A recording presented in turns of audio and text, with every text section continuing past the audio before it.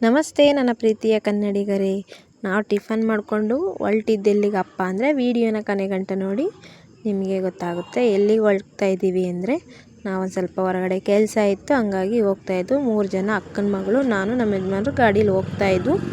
ಸ್ವಲ್ಪ ಹೊರಗಡೆ ಏನೋ ಕೆಲಸ ಇರೋದ್ರಿಂದ ಹಂಗಾಗಿ ಹೊರಟು ನಾವು ಹೋಗ್ತಾ ದಾರಿಲಿ ಗಂಟೆ ಬಸವಣ್ಣ ಅಂತೇಳಿ ಇದಕ್ಕೆ ಹೋಗಿ ದರ್ಶನ ಮಾಡಿಕೊಂಡು ಯಾರ್ಯಾರು ಇಲ್ಲಿಗೆ ಹೋಗಿದ್ದೀರಾ, ದರ್ಶನ ಮಾಡಿದ್ದೀರಾ ಕಮೆಂಟ್ ಮಾಡಿ.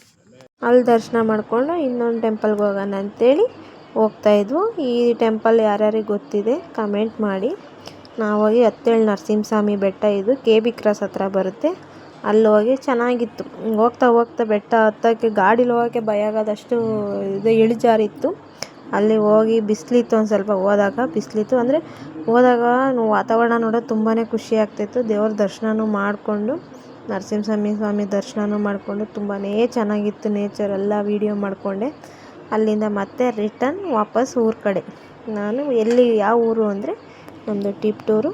ಅಲ್ಲಿಂದ ಬರ್ತಾ KB ಕ್ರಾಸ್ ಹತ್ತತ್ರ ನಮ್ಮ ಅಕ್ಕರು ಶುಂಠಿ ಹಾಕಿದ್ರು. ಆ ಶುಂಠಿನ ನೋಡ್ಕೊಂಡು ನಮ್ಮ ಅಕ್ಕರನ್ನು ಮಾತಾಡ್ಸ್ಕೊಂಡು ಟೀ ಕುಡಿದು ಮತ್ತೆ ರಿಟರ್ನ್ ಹೊರಟು ಬರ್ಬೇಕಾದ್ರೆ ಟಿಪ್ಟೂರು ಹತ್ತತ್ರ ಈ ಥರ ಕಾರ್ ಪಲ್ಟಿ ಆಗಿತ್ತು. ನಮ್ಮ ಮನೆಯವ್ರು ಗಾಡಿ ನಿಲ್ಲಿಸಿ ನೋಡ್ತಿದ್ವು. ಅಲ್ಲಿಂದ ನಮ್ಮ ಅಕ್ಕ ಇನ್ನೊಂದು ಅಕ್ಕರು ಶುಂಠಿ ಹಾಕಿದ್ದಾರೆ, ಎಳ್ನೇವ್ರು ಇವರು. ಅವ್ರ ತೋಟಕ್ಕೆ ಬಂದು ಅಲ್ಲಿ ಬಂದು ಮಾವಿನಕಾಯಿನ ಈ ಥರ ಕಲ್ಲಲ್ಲಿ ಹೊಡೆದು ನಾನು ನಮ್ಮ ಯಜಮಾನ್ರು ನಮ್ಮ ಅಕ್ಕ 3 ಜನ ಟ್ರೈ ಮಾಡ್ತಿದ್ವು ಬೀಳ್ಸೋಕ್ಕೆ.